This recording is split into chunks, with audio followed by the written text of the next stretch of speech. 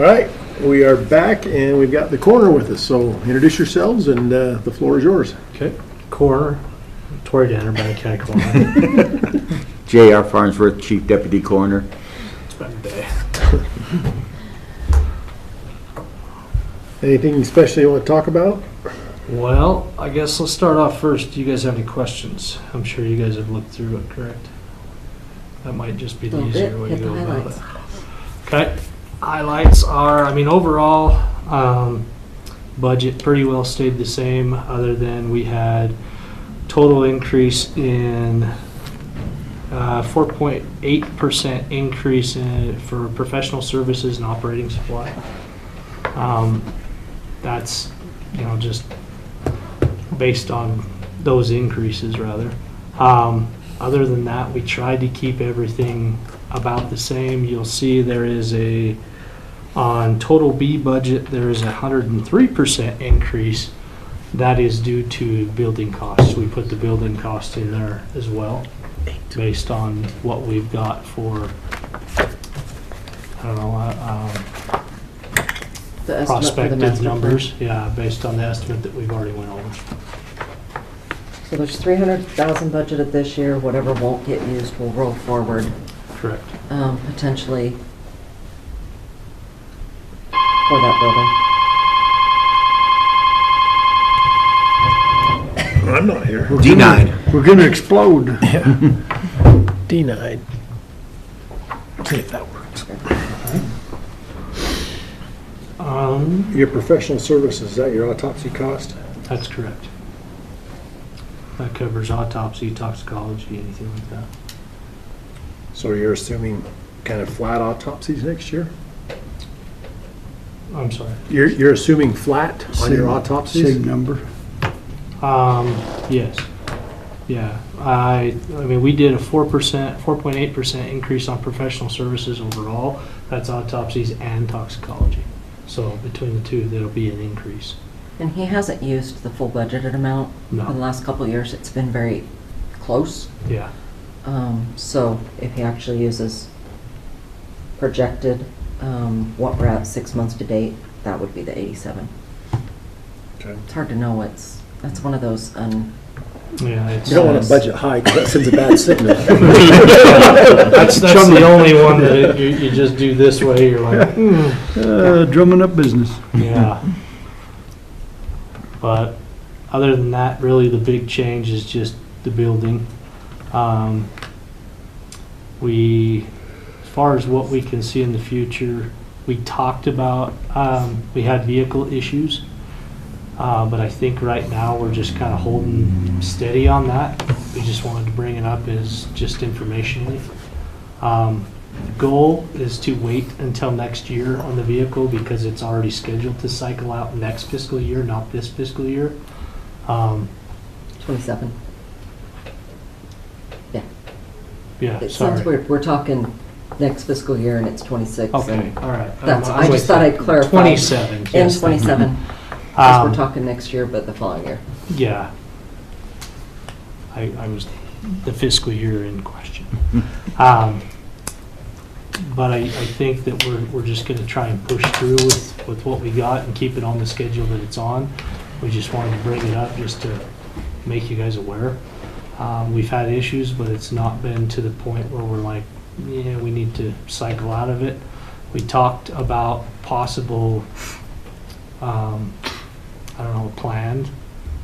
And we'll just kind of take that as it comes, I guess. I don't know what the best solution is for that. You know what I mean? It's not, it hasn't given us big enough issues that we said we're done, but we're trying to plan for what do we do, right? We don't have spares that we can cycle out of just on a whim when we need to, and it's a tough position to be in when I'm transporting, and if I don't have a vehicle, or if the vehicle goes down, that's not a good place to be either. So we're trying to be responsible in how we look for that, but I think that we're gonna just try and hold out, because I don't wanna ask, I mean, we're already doing the building, I'm not trying to ask for any more beyond that. We'll just stick with what's already set up for the transition, I guess, cycle out for the normal vehicle use policy or whatever. Okay, But just so you guys are aware. Do appreciate that. you guys have any questions? Nope, simple, straightforward. This is an easy. Easy. Yeah. Okay. I try to be. Sounds good. Okay. All right, thanks, All guys. right, guys, thank you. Don't go drumming up new business. I'm not trying. Well, he's not budging it. That's good, that's good. We'll see. Try and hold steady. How about that? Thanks, guys. Thanks. 25.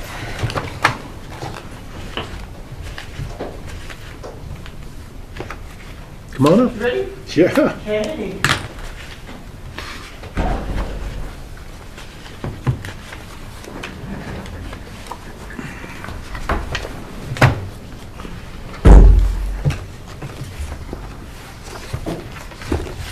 State your name and floor is yours. Evie McCurry, adult probation and pretrial. So for this coming fiscal year, we really haven't had any big changes, other than on the capital outlay request. The sheriff's office has gone to a different firearm. They have gone to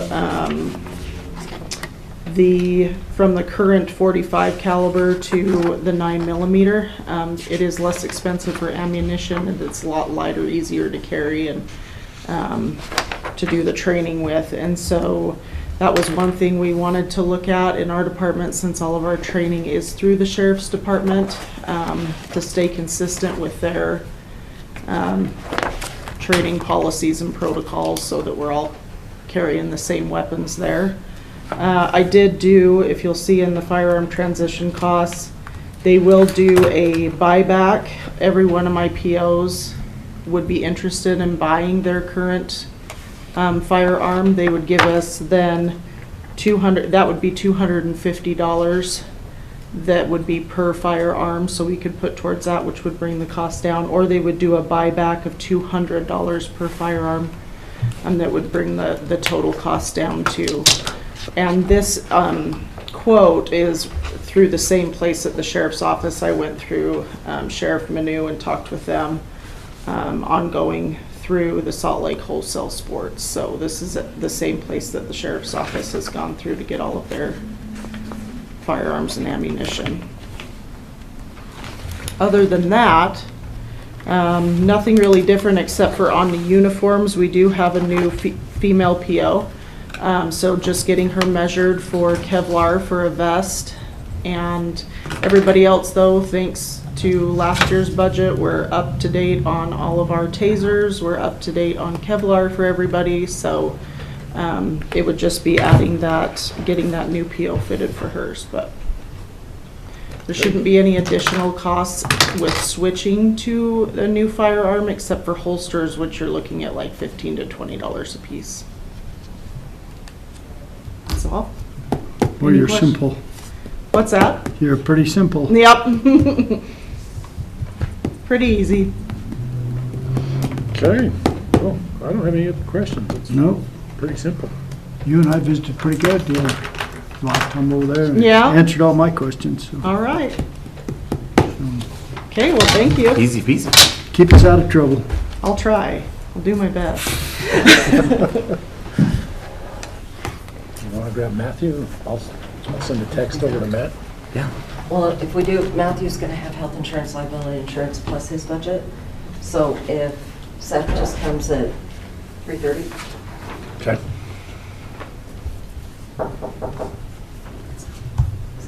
It's I guess I could have had you text him. Hmm? Could have had you text him. Now, baby. Want to do your budget, Herbert? Sure. I just printed the last of it. We're ahead.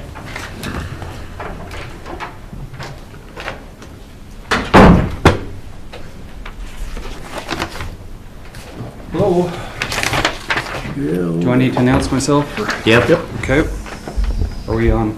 You're good to go. Okay. Matthew Phillips, HR and Risk Management Director.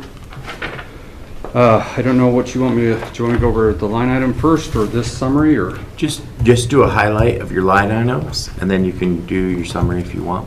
Okay. Which, And if you'll start with your HR budget first, which is page 21. Instead of the risk management, Yeah, right? and then Yeah. we'll jump to risk management and health insurance, if you want to do that. Okay, so it's been a fun first year. You're early, all right. perfect. So a lot of our focus this year is focused on improving, number one, recruiting, and two, just trying to leverage technology resources. So some of our goals this year that I put on our summary, one thing we're looking at that Christy wanted me to mention is we're looking at perhaps a different flex funding plan provider. The current one is kind of clunky to work with sometimes, plus when they have an issue, they shut off everyone's cards without notice, which is less than optimal. And I think we can even find one that's better for cheaper. So I'm going through demos and quotes, and I've got another one scheduled this week, and then hopefully here soon we'll have a proposal to bring to you. But that's one of our goals, and on page 2, I think we mentioned, or you added that line item to my budget, right? On the second page. So that's line, well, it just says flex spending admin towards the bottom. Yep. That's what that is.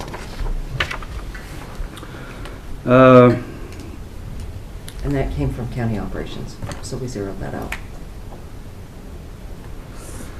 So as far as then going through this budget, another one of our goals is to eventually, once this room gets moved to chambers, try to turn this into a training room. And Jason's talked with me about that quite a bit. And then we've talked about trying to section off the back part of this wall for records keeping room, because we've got HR records spread all over the county. And I haven't been ready to work on it this year, so we haven't really utilized that intern help this year. But next year, once that room gets built, I've already talked to Adam. He's got a couple double-sided scanners from records, I think, over at Sheriff's that we can just reutilize and put it in the corner and get an intern busy on thinning, purging, digitizing, and try to get our records under control. So we put in a line item for that, and once that room can get built, and I'm not trying to commit Dan's time, I know it's a hot commodity, but once that can be built, we'd really like to focus on cleaning up that. As far as wages, I hope we put in a conservative estimate, just if a general step increase is improved, but it's nothing that we're demanding, just if it is approved. So we really didn't change much, I think, on A budget. And then moving down to B budget, as far as operating supplies, we're decreasing that from 7,000 to 4,000, but a lot of that we're trying to carve out for safety projects, mitigation projects. Slip, trip, and falls is our largest cost in our work comp data. I just got updated work comp data for the year. So focusing on projects with that. We're not there yet, but we hope to bring before you an updated safety plan document. And one of our main goals is to improve our training in this upcoming year for our new employees. Our employees from years 1 to 4, 1 to 5, they typically constitute over 50% of our injuries and our injury costs.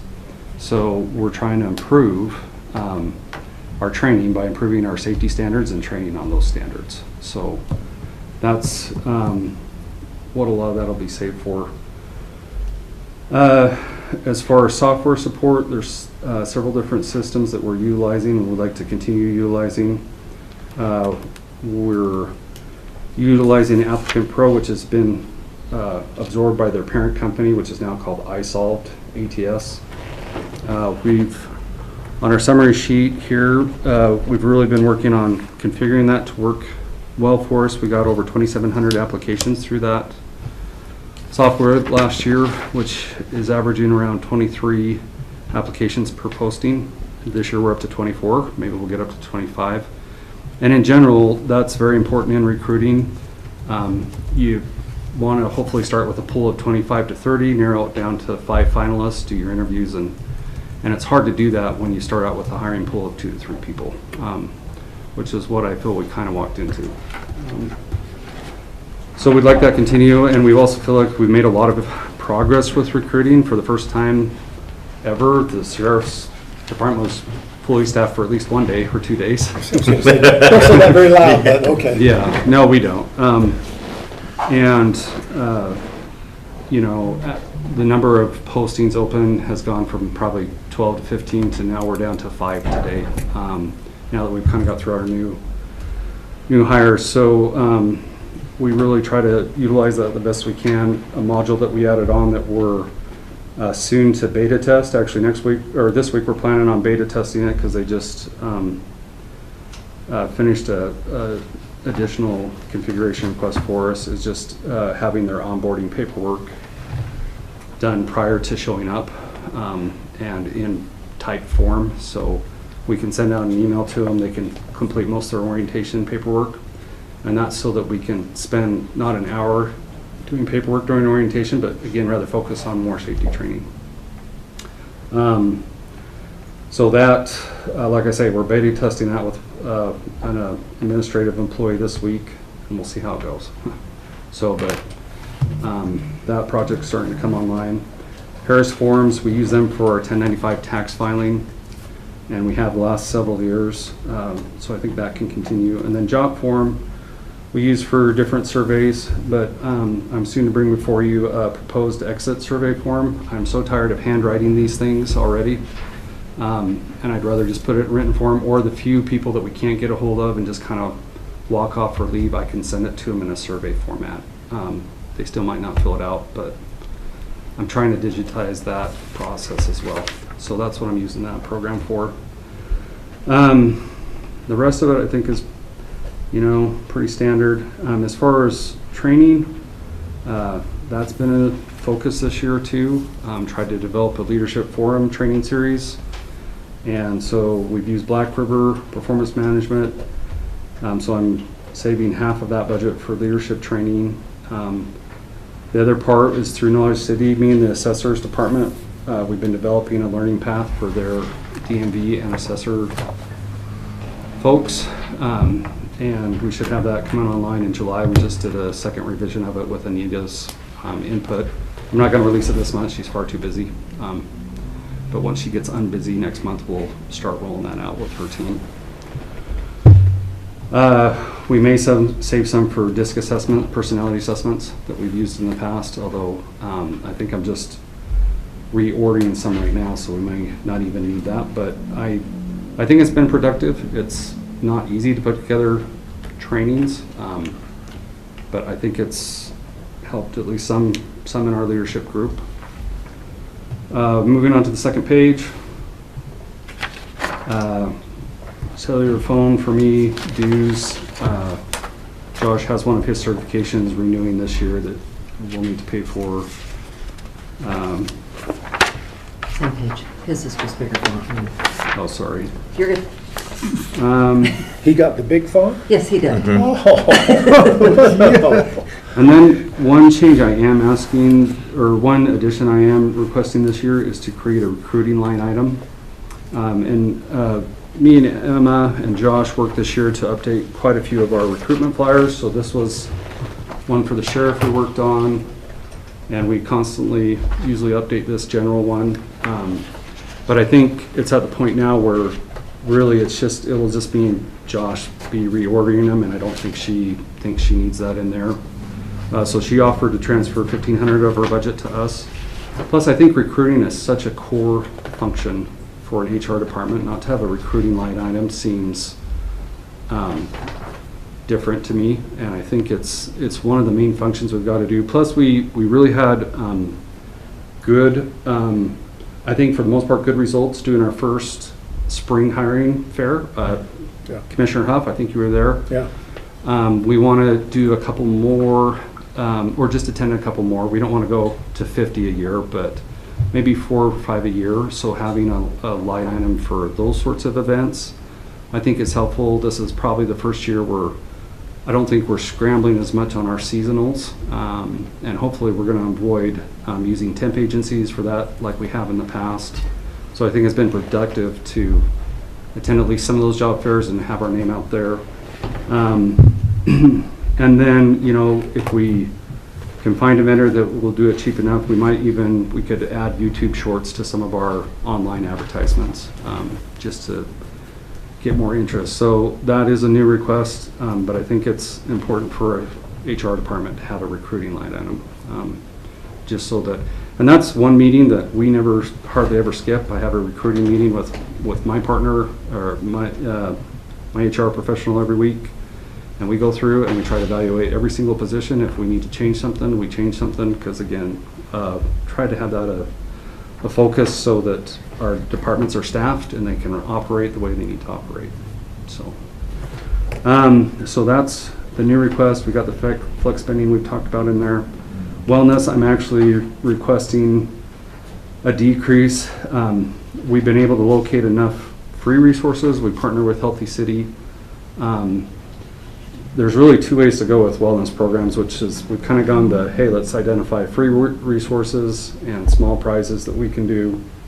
Or if you really develop a full corporate wellness program, that costs $15,000 or $20,000, where you're buying your own app and you're doing a whole bunch of stuff. So I think we've actually been able to have a wellness program this year that doesn't actually cost that much, just working with different partners, and I think we can save even less budget for that, and still have things to do every month, and we have a lot of partners that can help us with different sessions, or we can do different challenges, and we really don't need to add a lot of cost into that. So I brought that down. Do you want me to talk about risk management or capital equipment? Do your capital, and then we'll bounce to the next page. Just real quick. Sure. On the ICRIM deductibles, are Yes. you okay dropping that much? Yeah, and that's for the risk management, Oh. but Sorry, when I see risk management, I think liability insurance, not the deductibles. Sorry.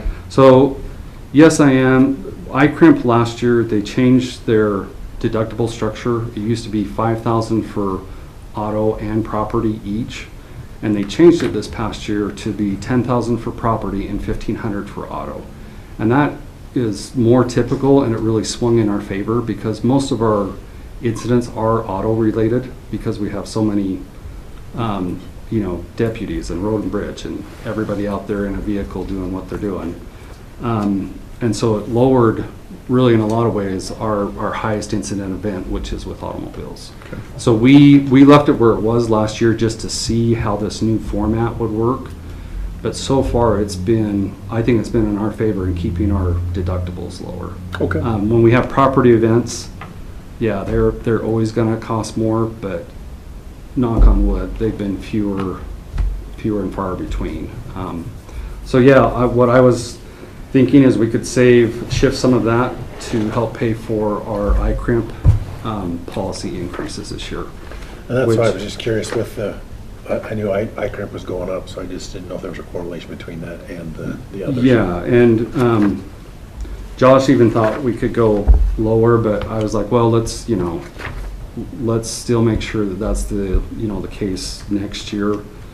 But I really do think that we can get by with less there and just shift it to help pay for the ICRIMP increase, which was, I think, much better this year. It was only about a 2.5% increase, increasing it up from 7.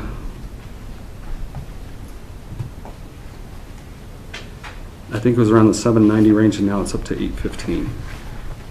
But that equates to about a 2.5% increase rather than the larger increase that we saw last year, just due to larger changes in the reinsurance market that were kind of happening last year.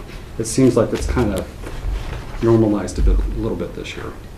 So I think it can help fund those ICRIMP policy increases, and I think that'll still be plenty for me and Josh to do what we need to do on repairs for deductible repairs.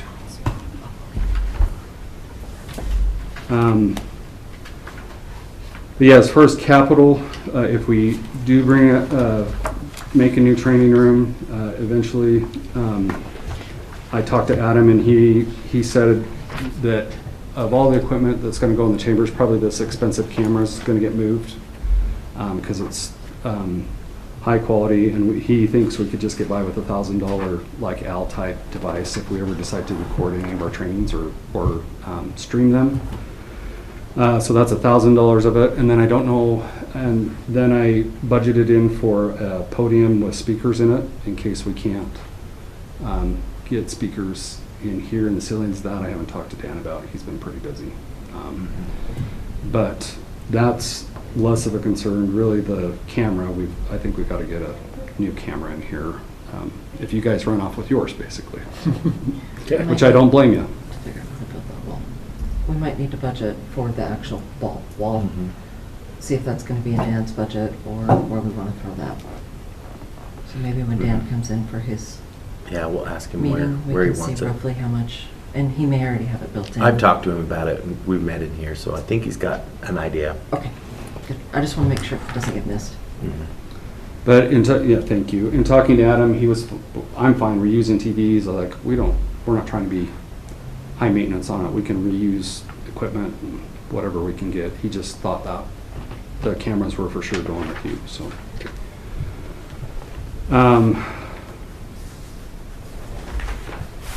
Do you want to shift to, Any question on that? Nope, I think it's good. Liability insurance is page 66. And the backup for that is farther in the back. So we'll have to move it.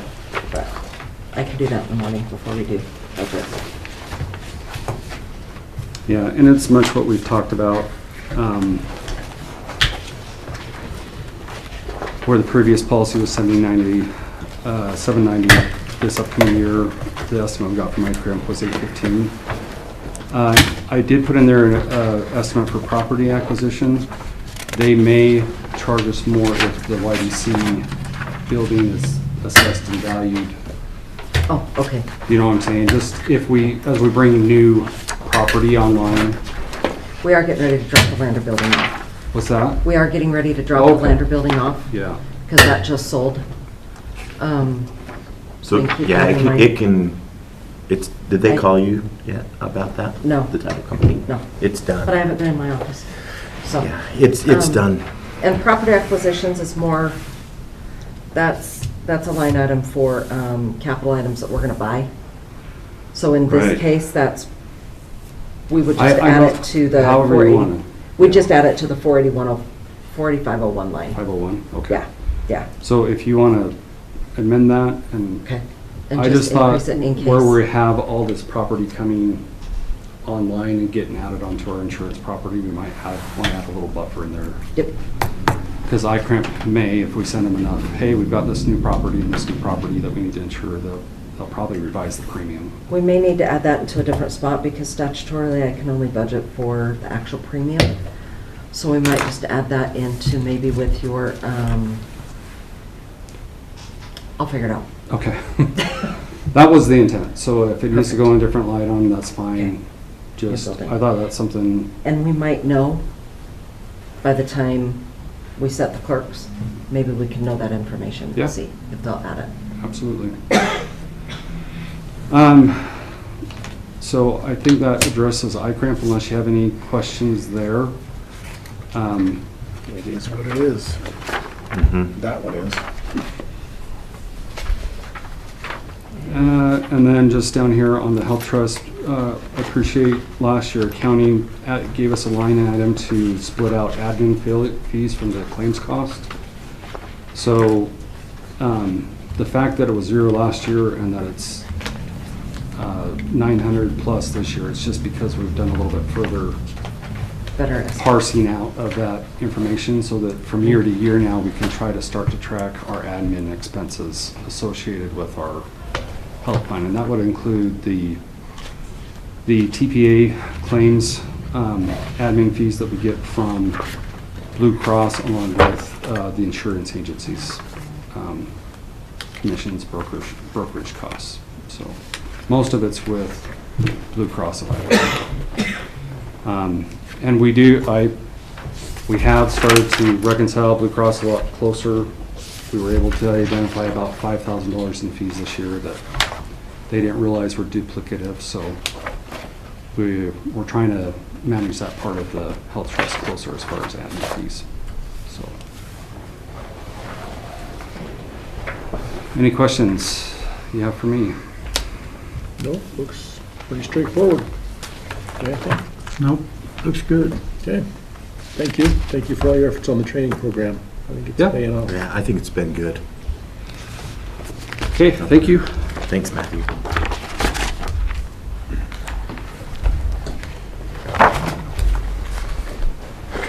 Juvenile detention. 74. 74. Seth, how are you? Good, how are you all? Good. Just go ahead and state your name for the record, and then the floor is yours. Seth Scott, Director, District 6 Juvenile Detention Center. So my budget, I'll get you right back on track here on your time probably. You're on track with me, but as the District 6 Juvenile Detention Center is owned by 5 other counties, part of the joint powers agreement is that the B budget is voted upon by that board, which was approved on May 7th, which Ernie Moser was present at that meeting during that approval. So I can go over any B items that you're interested in, but I don't know if it's really necessary. So, what would you like me to cover them, or? Maybe just address the one change. Okay. So there was one line item added. It's line item 673. Professional services? Yeah, professional services. So basically what happened there is we've had this clinician project happening since 2008, but we've always just had the clinician just seek reimbursement through our office, through Department of Juvenile Corrections, so they paid them directly. And they've been doing that for about half of the other detention centers. Well, the other half of them they've been paying the county. But this last year, the department told us that they want everything to be the same, and they have made a decision that they want all of the money coming directly through the county. So this $58,357 it's 100% reimbursable. So they'll just be sending that to, I don't know exactly how we finished with that, but I don't know if they're going to be sending monthly payments or they're just going to send the full amount. I can't remember how we decided, but Yeah, it's one or the other. We'll match it with revenue. Yeah, so it'll never be anything that, costs the county any money. It'll just going through this budget at this point. So I appreciate you getting it into the budget. Thanks a lot. We had some confusion on that one. Well, it's there, So and it was a little bit confusing as well, so. So how do you come up with that number? Not 60, not 50, but, I mean, is that an estimate? or- No, that's the exact allotment, and Oh, what okay. they did was they did like a per capita. Okay. And I don't think they've updated it for about 10 years, but they just come up with that amount based, they have a certain amount and then they distribute it to the detention centers. So that's our detention center's portion of it, based on juvenile population in the So state. there is some It method into Yeah, coming up it with is that kind of a number. strange number, but yeah, that's the method. Okay, So, because it was kind of an odd number, but 357. Okay. but other than that, it's just kind of a normal budget. We did, Road and Bridge asked us to get our fleet up to date, so we also put in a capital request for a newer vehicle. We've got some pretty old vehicles over there, but they work for us. The one that we're going to replace is going to die, but so that's something a little different than usual as well. But yeah, so the B budget was approved on May 7th by the board. And on the A budget, we just would request any kind of COLA increases. I've discussed this with Commissioner Huff on multiple occasions, but whatever the commission sees fit for us, we would be happy to see something happen, but we understand budget's tight. Okay, any other questions? Okay, works for me. Thank you. Easy peasy. Yeah, well done. And now you're ahead again. Well, now we're done. Now we're done. So you did really good. No, you're really good. Well, good. You're like that pre-lunch speaker. We're going to get you out of here. Keep it. Yeah. Nobody starts throwing food at you.